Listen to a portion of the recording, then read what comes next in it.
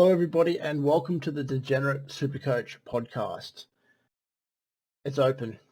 It's open for everyone. If you're not going to pay the $25 for Supercoach Gold, now you can start to do your team just like everyone else. So I'm going to go over my changes to my team.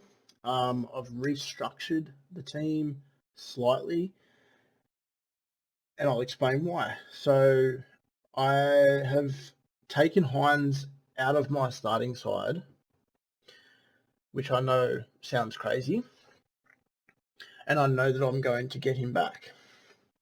But there's a reason for it. It's called depth.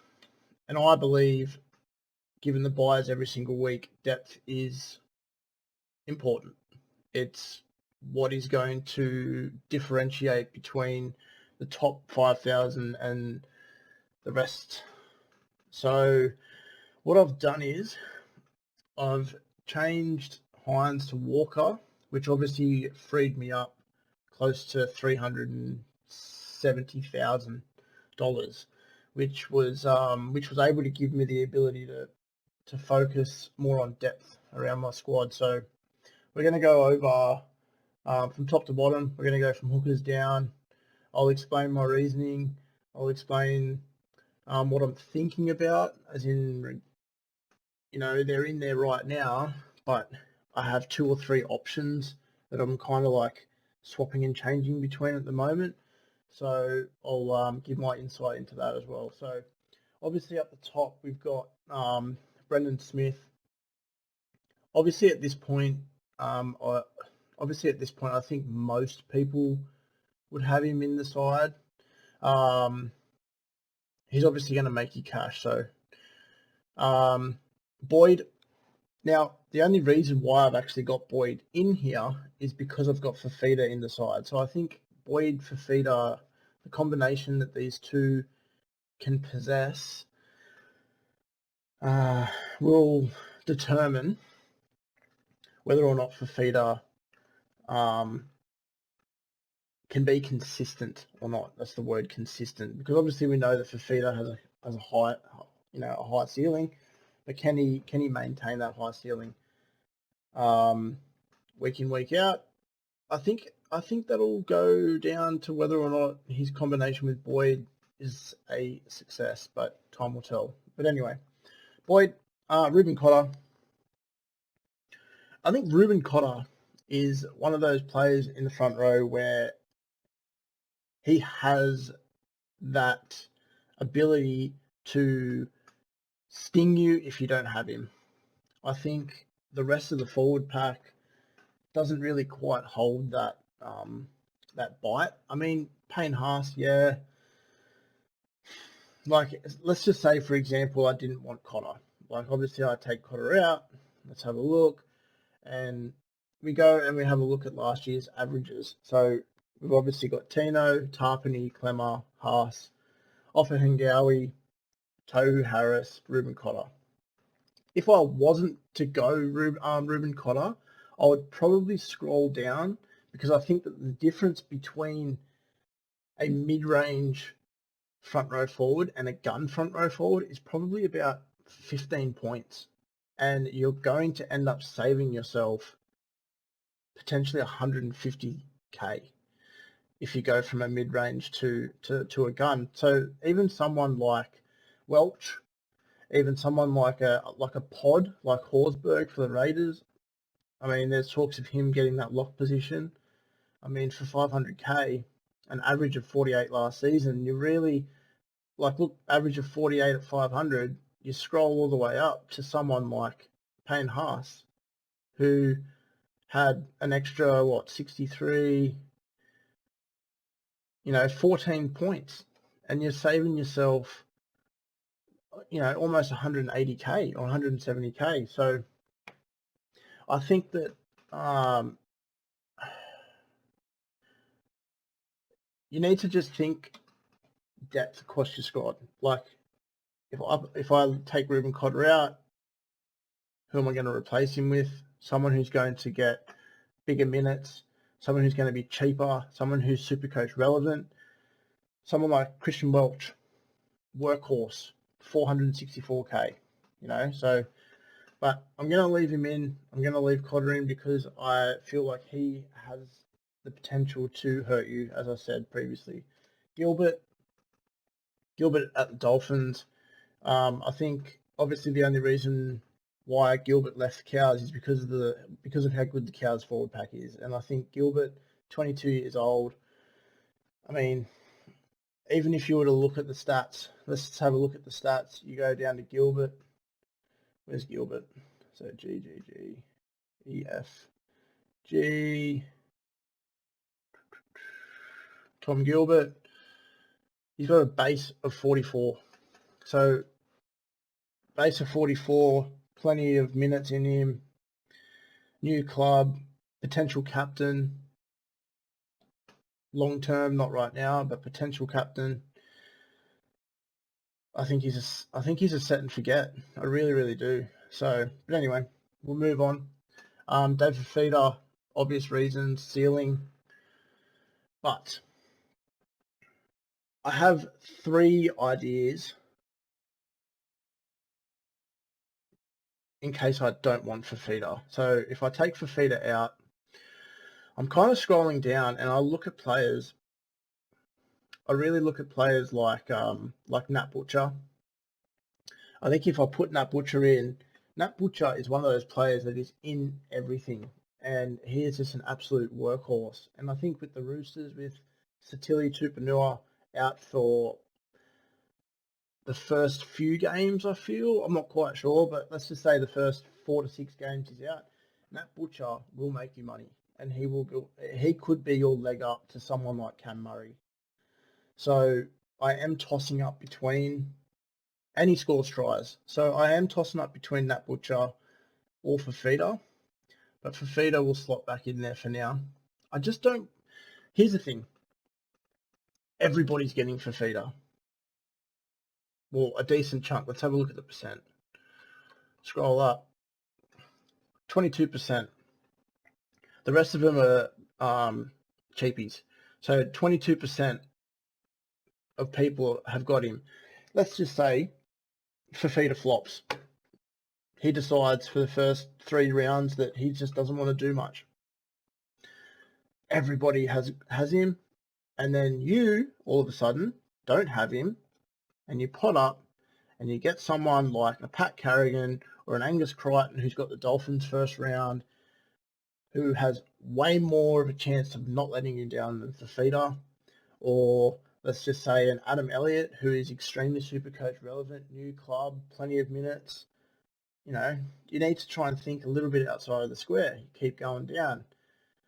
Even a Isaiah Yeo, 5%. That's a pod. Like you put someone like that in there, he's not going to let you down.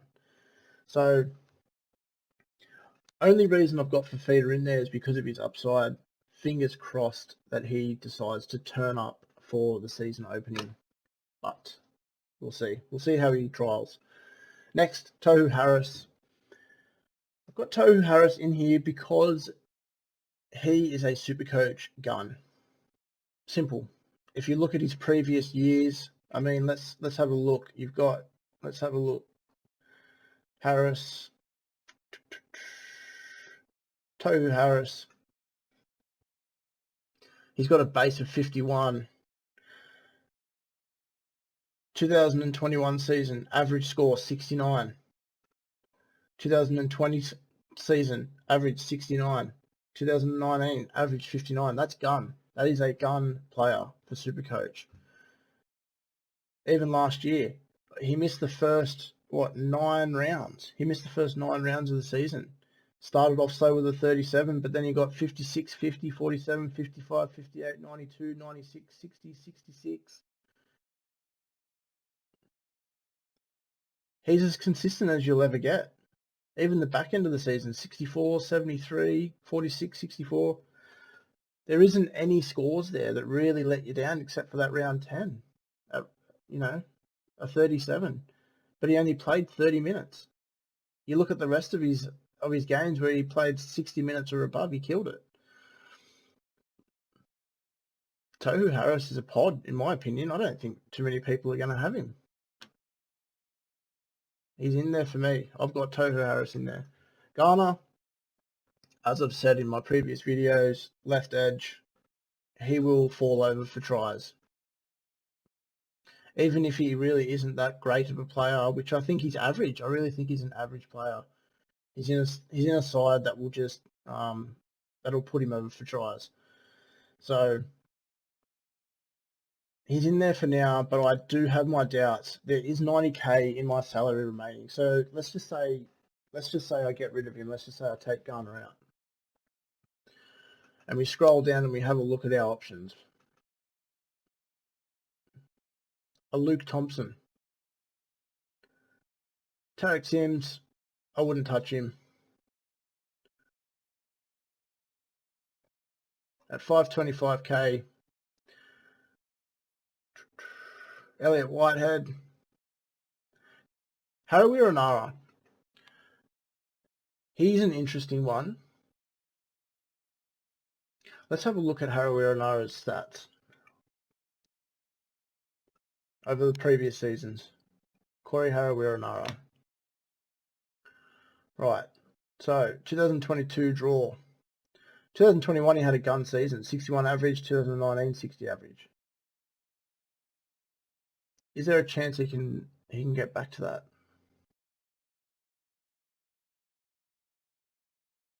His base is a bit worrying.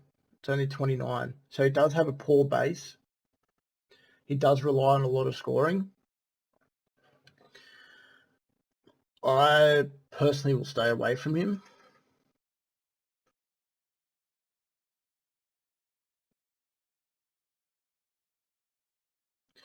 I think Garner's in there. I think what I'll do is I'll put Garner back in there. I think he'll stay.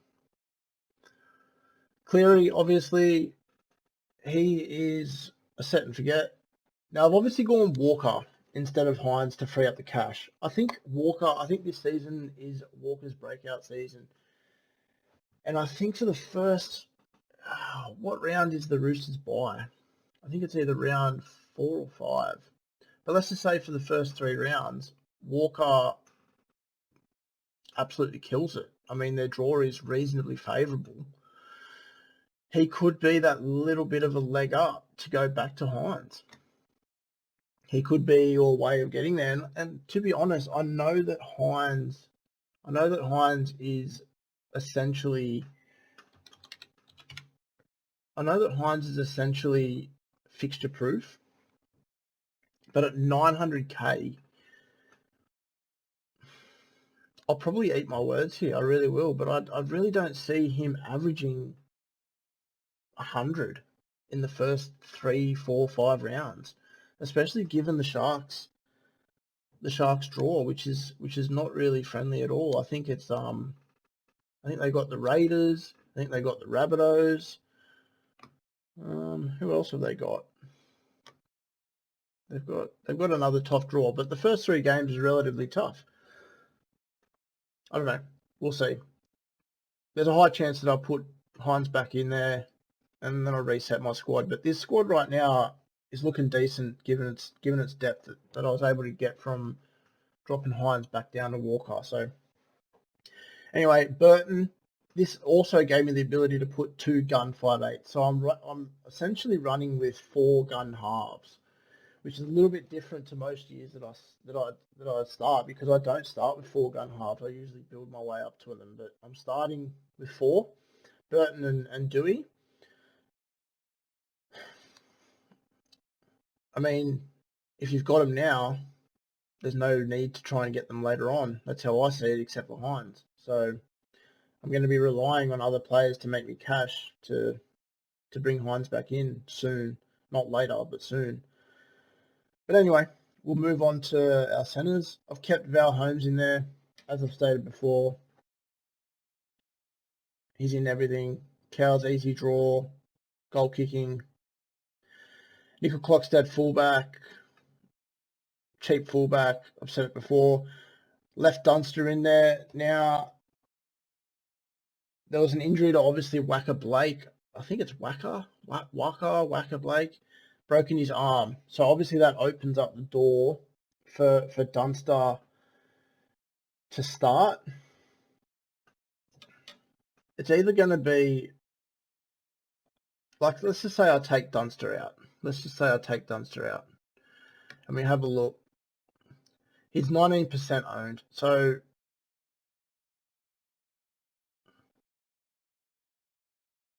the Eels do love him.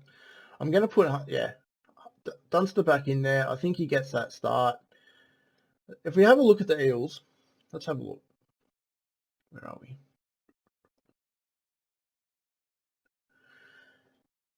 Now with Waka Blake injured with a broken arm, he'll probably miss the first few rounds. Let's just say he misses the first few rounds.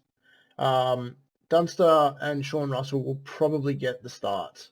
Both of them will probably get the start. Sivan on the other side. Simonson's not ready. I can't see them going anywhere near Zaxini. Will Penisini will be in the centres, I dare say.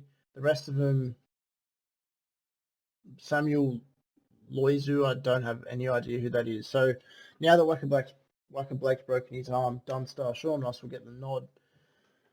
So if you're not keen on a Charles Nichols-Clockstead as fullback, you can also chuck Sean Russell in as well.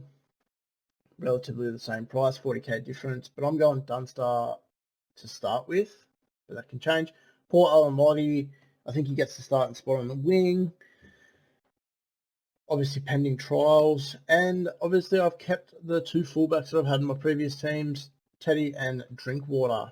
So I think given how I've gone from Hines down to Walker, even though Hines is a risky player not to have for the first initial rounds, it's given me the ability to be able to add more depth into my bench. I mean, Hetherington, Franklin Pele, Hopgood, Schuster, Blore. Like, Hopgood, Schuster, Blore on the bench is going to give you some form of safety when it comes to bye rounds. When the Warriors have a bye, I put Hopgood in. You know, when the Titans have a draw, a bye, Schuster slots in. When the Panthers have a draw, there's a lot of guaranteed, or not guaranteed, but there's a lot of safety in that bench on the second row. Same with your front row. Hetherington, they bought him for a reason. He will probably get 30 to 40 minutes at a 1 point per minute ratio. So he's going to get you 30 points. He's going to make you money. Same with your second row, Sean Blore. There's talks of him starting at second row, 234k. Excuse me. So there's also been a bit of a theory around the fact that there's too many really good forwards in the Tigers, so it kind of takes away the gun side of some of those players because the rotation is going to be so frequent. But obviously trials, we'll see. Kept relatively the same bench in the centres. I've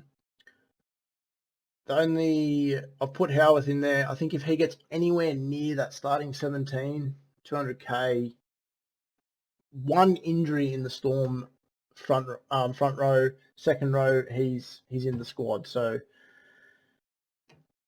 I think if we put him in there now, I think at some point during the season he will get a run. So, but anyway, that is about it. I've left myself with 90,000 in the bank. I've got pretty good depth. The only thing, okay, let's just say, come trials, I changed my mind. Let's just say, come trials, I changed my mind. I want to take Sam Walker back out, okay, and I want to put Hines back in. I've got 7-14. Who do I replace? Who do I drop back down? Okay, so obviously I'd go over into my second row, and I'd probably look at maybe downgrading Tohu, and I get Tohu, and let's just take that off the Eels for a sec. I take Tohu out, and I drop him back down to someone like maybe Adam Elliott, 790, no. So put Tohu back in. Maybe drop Cotter. Maybe even drop Cotter back down. So drop Cotter back down, put a Tohu back in.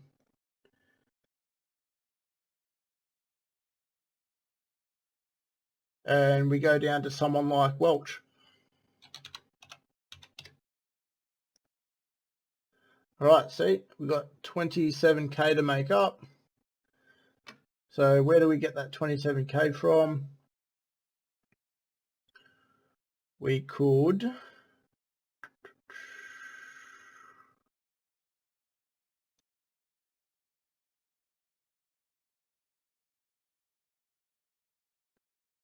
knock Boyd down to someone like Mitch Kenny, freeze it up, 947K. There you go. Hines is back in the side. The side's not changed too dramatically. Kenny and Welch in, except for Cotter and Boyd. The team's relatively the same. You got Hines back in. Let's see. We'll go back to Boyd. Boyd's back in. Cotter back in. And Walker. Now I know what everyone will say. Need to start Hines because you'll regret it. I agree. I probably will. But the rest of my team has benefited from this for now. It's a long season. Hines will definitely be coming back. But anyway, that'll do. Thanks for watching. Thanks for listening. Hope you took something out of that. And yeah, cheers, and I'll see you all in the next video.